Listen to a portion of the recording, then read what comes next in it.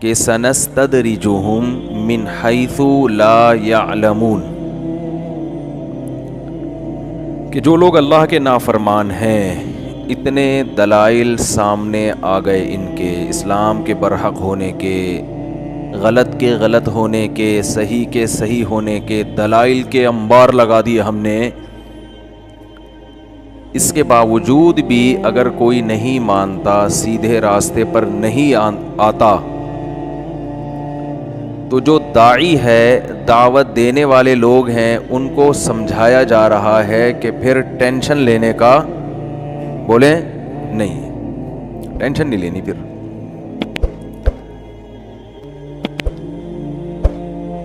اے اللہ tension ہم نہیں لیتے، ٹھیک ہے، ہمارا کام تو سیدھی بات سمجھانا ہے، پھر بھی یہ نہیں سمجھ رہے، ہم ٹینشن نہیں لیتے، لیکن تو بھی تو کچھ کرنا، تو ان کو سزا دے، تو دنیا کو بتا دے کہ یہ لوگ غلط ہیں، تو ان کو پنپنے ہی نہ دے، تو بھی تو کھلا بھی انہی کو رہا ہے زیادہ بھائی، نواز بھی انہی کو زیادہ رہا ہے، تو موٹے بھی یہی ہوتے جا رہے ہیں، مزے بھی انہی کی ہیں،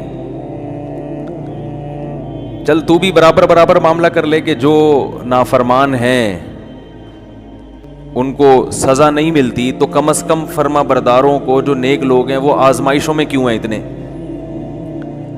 میری 2-4 دن پہلے کسی سے ملاقات ہوئی، وہ لندن سے آئے تھے، تو مجھے کہنے لگے کہ میں وہاں ایک فزیکل فٹنس کا ایک ادارے ہوتے ہیں نا، تو اس میں ایک ٹرینر ہے انگریز، اس سے ٹریننگ لے رہا ہوں باڈی کو فٹ کرنے کے لیے،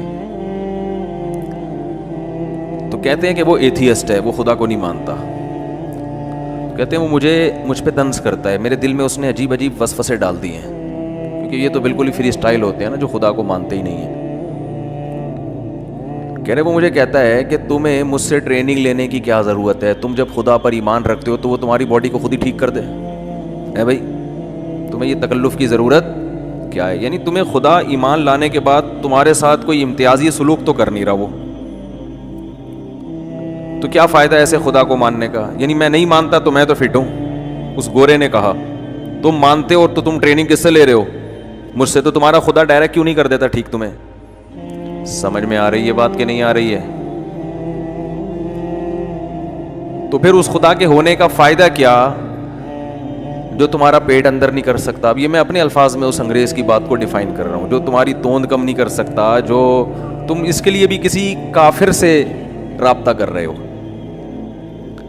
تو وہ مجھ سے اشکال کر رہے تھے، اس اشکال کا جواب کیا ہے، ٹھیک ہے نا، اس اشکال کا جواب کیا؟ ان کو تو میں نے جواب جو میں یہاں بتا رہا ہوں وہ ان کو نہیں بتایا تھا، اصل اس کا جواب یہ ہے کہ اس انگریز سے کہتے کہ اگر خدا مجھے ٹریننگ کے بغیر ہی فٹ کر دیتا تو تیرے جیسے کمبخت بھی ایمان لے آتے، خدا تیرے جیسے کمبختوں کو ہدایت بولو نہیں دینا چاہتا، کیونکہ خدا اگر اپنے ہونے کے اس طرح کے ثبوت دینا شروع کر دے کہ جو نیک لوگ ہیں ان کو پیسے ملنا شروع ہو جائیں، وہ فٹ فاٹ ہر لحاظ سے، وہ پراٹھے بھی کھا رہے ہیں تو بھی توند نہیں نکل رہی ان کی،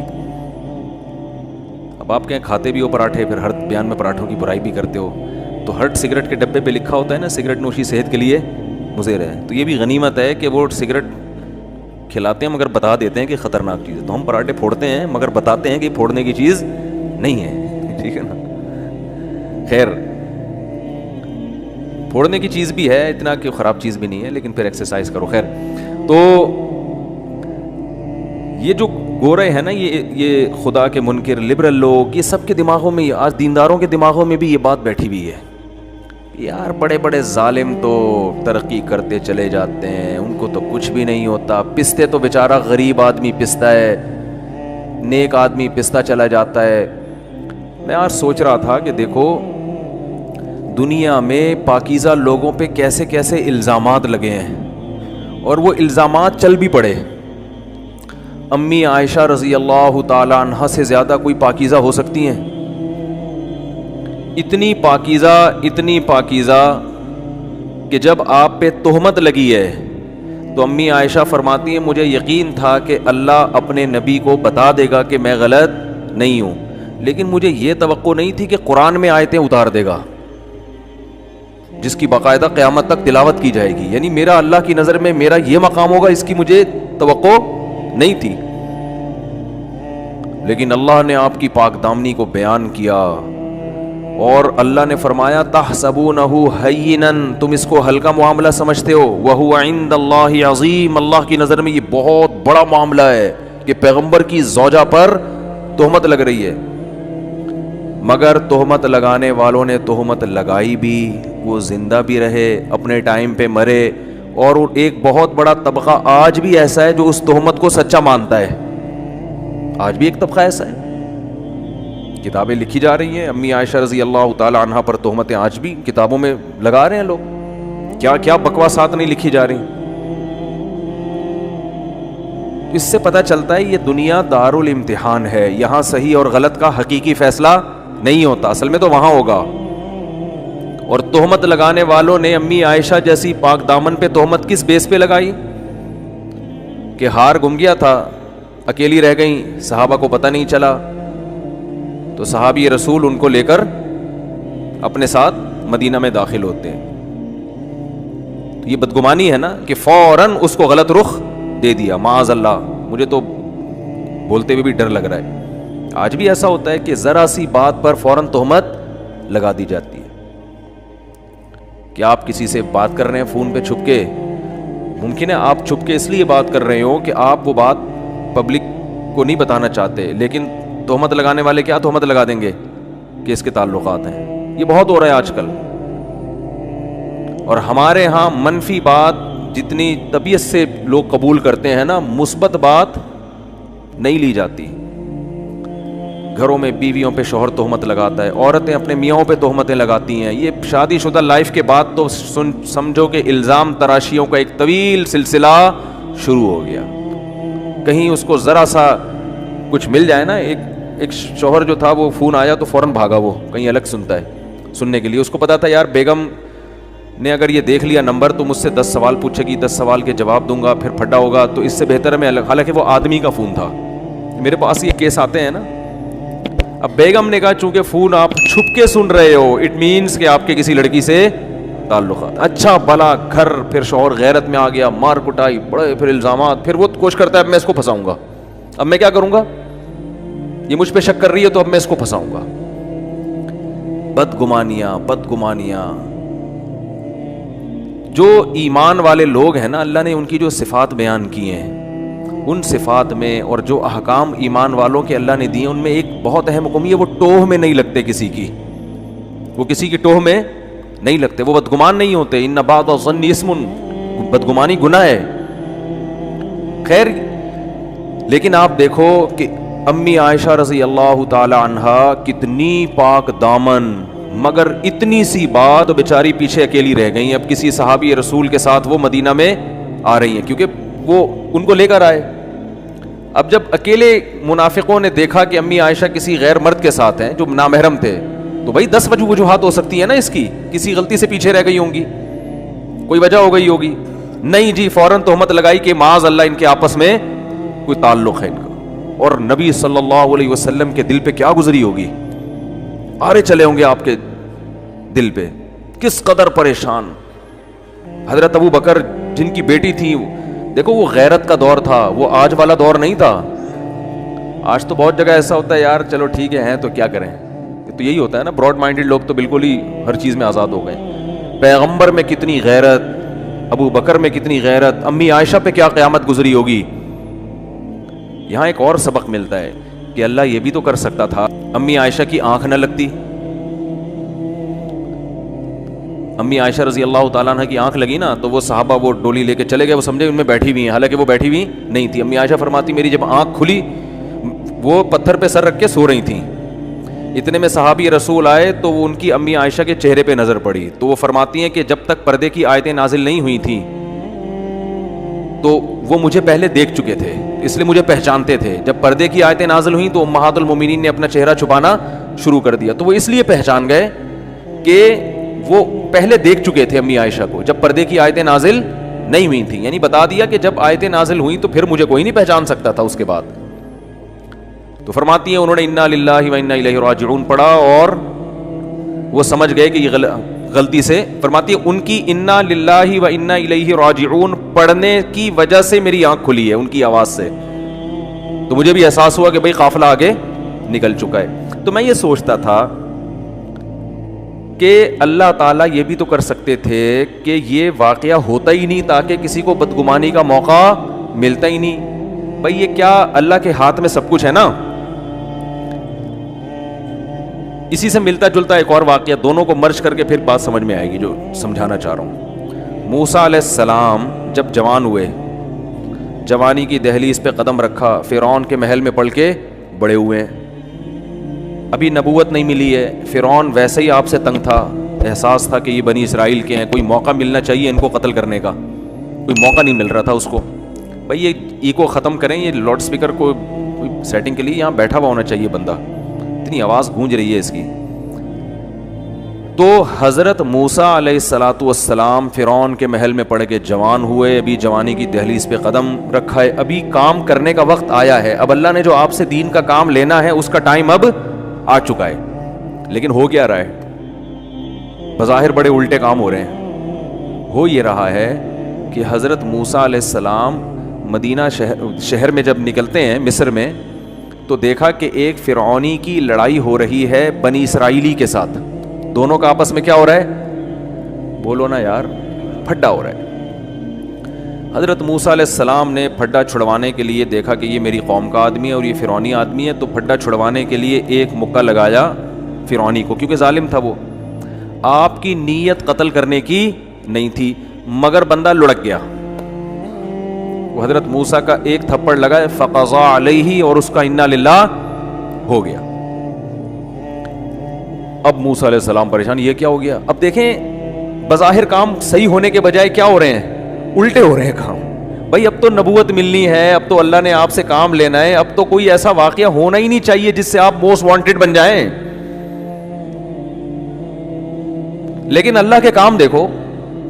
اور یہ حضرت موسیٰ نے اعتراف کیا, یہ تو شیطان نے مجھ سے کروا دیا, یہ کیا ہو گیا, یہ غلطی ہو گئی ہے, بندہ تو میں نے مارنا ہی نہیں تھا. اور اللہ سے توبہ استغفار بھی کرنے کی, تو بندہ ہی مر گیا.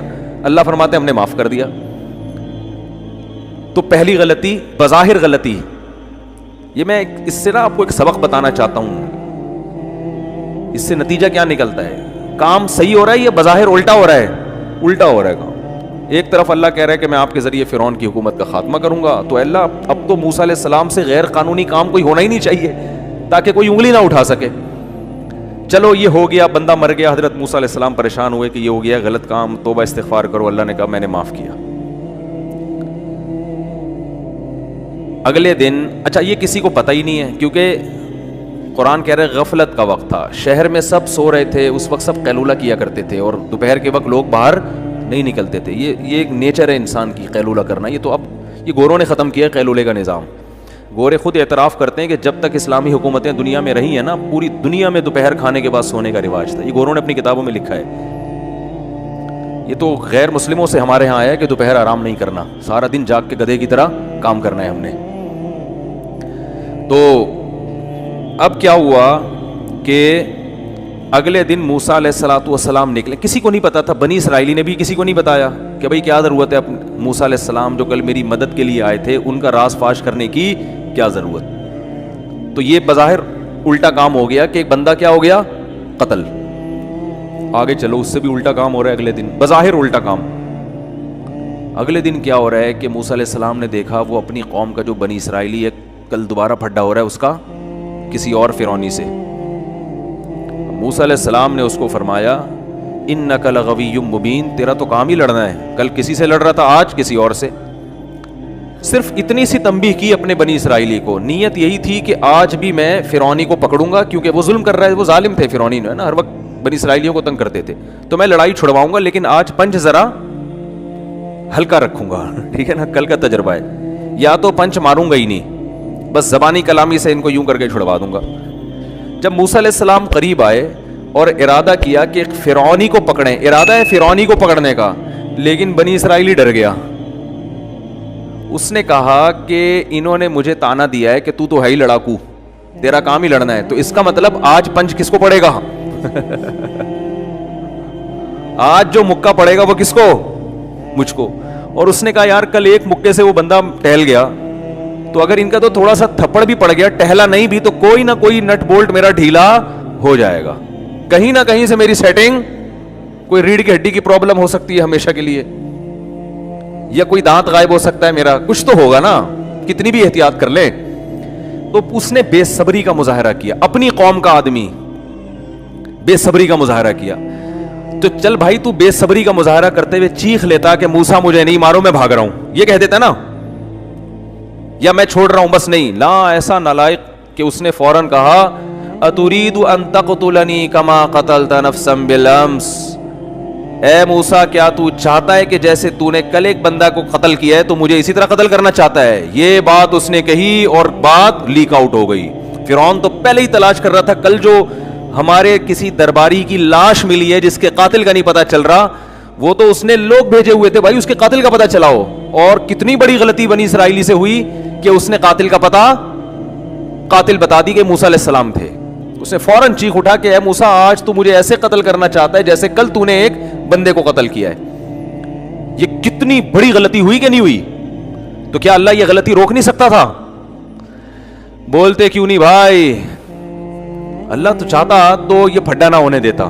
اللہ کہتا میں نے موسیٰ کلیم اللہ کو اپنے لیے رکھا ہوا ہے, ان سے میں نے کام لینا ہے, ان کو ان پھڈوں میں نہیں ڈالنا میں نے ابھی, اس میں تو یہ مصیبت میں پڑ جائیں گے, ٹینشنوں میں آ جائیں گے, ان کے لیے آگے بڑی ٹینشنیں ہیں, تو یہ کیا ہے, یہ کسی اور کو لڑواؤ اس میں. نہ اللہ نے موسیٰ علیہ السلام سے پنچ بھی لگوایا, بندہ بھی انا للہ ہوا, توبہ استغفار بھی کروائی, معاف بھی کیا, اور پھر اگلے دن دوبارہ وہی پھڈا ہو رہا ہے. موسیٰ علیہ السلام جا رہے ہیں, موسیٰ علیہ السلام اس کا پکمار کسی اور کو رہے ہیں, جس کی مدد کے لیے جا رہے ہیں وہی کمبخت کیا کر رہا ہے, پکڑوا رہا ہے ان کو. اس سے پتہ چلتا ہے کہ بھائی آپ جو ہے نا, جو کام اللہ نے آپ کے ذمہ لگائے اس میں لگے رہو, پھر حالات کو مت دیکھو کیا ہو رہے ہیں. جیسے بھی آڑے ترچے حالات ہو رہے ہیں نا وہ آپ کے فیور میں ہو رہے ہیں. یہ سارے حالات حضرت موسیٰ کے فیور میں ہو رہے تھے. کیسے فیور میں ہو رہے تھے؟ یہ ایسے فیور میں ہو رہے تھے کہ اس بہانے حضرت موسیٰ کو مصر چھوڑنا پڑا, اور کہاں جانا پڑا؟ مدین, ورنہ اپنا ملک چھوڑنا آسان نہیں ہوتا. اب آسان ہو گیا کہ بھائی نہیں جاؤں گا تو قتل کر دیا جاؤں گا. اور اللہ حضرت موسیٰ علیہ السلام کو 10 سال کے لیے فرعون کی ٹینشن سے آزاد کرنا چاہتا تھا, آپ کی شادی کرانا چاہتا تھا کہ آپ یہاں سے جاؤ اور مدین میں جاؤ, وہاں نیک لوگ ہیں, ان کی نیک بیٹیاں ہیں, اچھے گھرانے میں آپ کی اس بہانے کیا ہو جائے گی, شادی ہو جائے گی آپ کی اس بہانے. 10 سال بکریاں چراؤ گے آپ, ورنہ کون جاتا ہے بھائی, بکریاں چرانے سے بھی آپ کی ٹریننگ ہوگی اور آپ کو ایک اچھا خاندان مل جائے گا. باقی یہ جو فرعون کا مسئلہ ہے یہ میں دیکھ لوں گا اس کو. اللہ حضرت موسیٰ کو بتا نہیں رہے, لیکن اللہ نے یہ فیصلے کیے ہوئے ہیں سارے. تو یہ غلطیوں پہ غلطیاں ہو رہی ہیں, لیکن یہ غلطیاں نہیں ہو رہی, یہ اصل میں یہ صحیح ہو رہا ہے سب کچھ.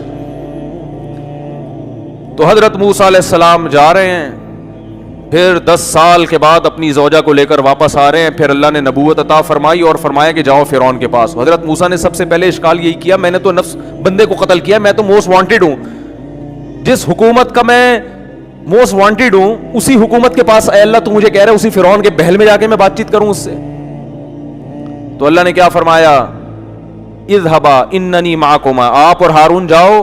کلا, ایسا نہیں ہو سکتا, فرعون آپ کا کچھ بھی نہیں بگاڑ سکتا, میں آپ دونوں کے ساتھ ہوں. تو اس سے بھائی یہ پتہ چلتا ہے, امی عائشہ رضی اللہ تعالیٰ عنہ کا بھی دیکھ لو کہ اللہ چاہتا تو نہ یہ آپ کی آنکھ لگتی, اللہ چاہتا تو نہ اس طرح سے کسی کو تہمت لگانے کا کوئی موقع ملتا, مگر یہ ہونے دیا.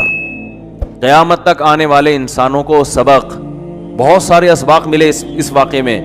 اللہ نے فرمایا تم اس کو اپنے حق میں غلط سمجھتے ہو, امی عائشہ کا جو واقعہ ہوا تھا, لیکن اللہ کی نظر میں یہ تمہارے لیے کیا ہے, بہتر ہے. اس سے منافقین تمہارے سامنے آ گئے, مخلص لوگ تمہارے سامنے آ گئے, اور ایک اصول سامنے آ گیا کہ جو نیگیٹو سوچ رکھنے والے لوگ ہیں وہ قافیے ملا کے, قرائن ملا کے اور صغرے کبرے ملا کر کسی پر کچھ بھی الزام لگا سکتے ہیں. وہ اس دنیا میں سب کچھ ہو سکتا ہے. یہ جو لوگ کہتے ہیں نا پاک دامن اور نیک لوگوں پہ الزام نہیں لگتے, یہ غلط ہے. بڑے بڑے پاکیزہ لوگوں پہ الزام لگتے بھی ہیں اور وہ الزام پنپتے بھی ہیں, چل بھی جاتے ہیں, لوگ ان کو برا سمجھنا بھی شروع کر دیتے ہیں, ایسا بھی ہوتا ہے.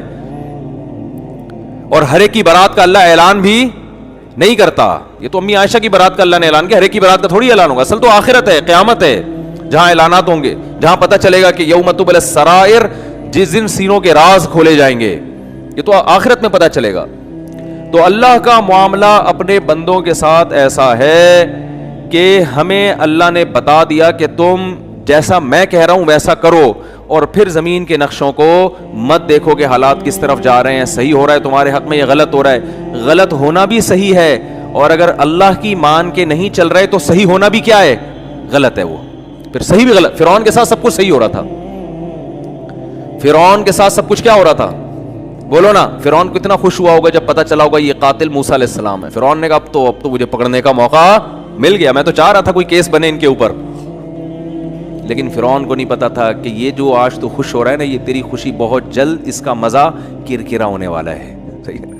یہ اللہ موسیٰ علیہ السلام کو مصر سے نکالنا چاہتے ہیں، اور نکال کے پیغمبر بنا کے یہاں لے کر آئیں گے۔ نکلنے کا اور بظاہر کوئی سبب نہیں تھا، اللہ نے زمین کو اسباب کے ساتھ جوڑا ہوا ہے نا، دنیا کو کوئی نہ کوئی سبب ہوتا ہے کسی چیز کا، تو کام آگے اس پر ہوتے ہیں۔ تو میں وہ جو واقعہ بتا رہا تھا نا کہ ان کے جو انگریز ٹرینر نے کہا کہ خدا، اگر تم خدا پر ایمان رکھتے ہو تو مسلمان اتنے نیک ہو تو تم مجھ سے ٹریننگ کیوں لے رہے ہو؟ اللہ سے دعا مانگو، وہ تمہیں اتنے پراٹھوں کے بغیر ہی، پراٹھوں سے پرہیز کے بغیر ہی کیا کر دے گا، بالکل سیٹنگ پہ تمہاری باڈی کو لے آئے گا۔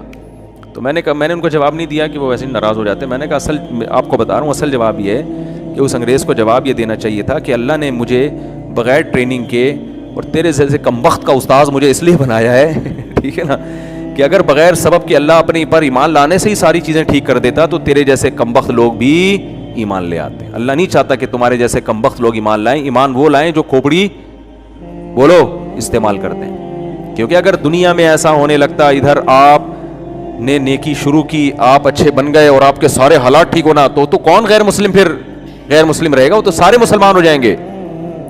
تو نہ صرف یہ کہ بعض دفعہ حالات ٹھیک نہیں ہوتے، بلکہ جو نافرمان ہوتے ہیں ان کے حالات بظاہر اور اچھے ہونا شروع ہو جاتے ہیں۔ بظاہر اس لیے کہہ رہا ہوں اس میں حقیقت میں برکت نہیں ہوتی ہے، لیکن بظاہر وہ اور پنپنا شروع کرتے ہیں اور خوشیاں ملتی ہیں ان کو۔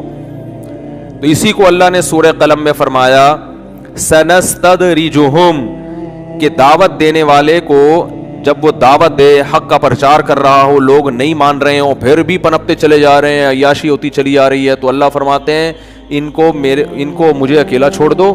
سنستدرجہم، میں ان کو مہلت دوں گا، ان کو نعمتیں دوں گا، من حیث لا یعلمون، ان کو پتہ بھی نہیں چلے گا کہ یہ ہو ہمارے ساتھ کیا رہا ہے۔ من حیث لا یعلمون کا یہ مطلب ان کو پتہ ہی نہیں چلے گا کہ یہ ہو کیا رہا ہے ہمارے ساتھ، یہ خوش ہوں گے۔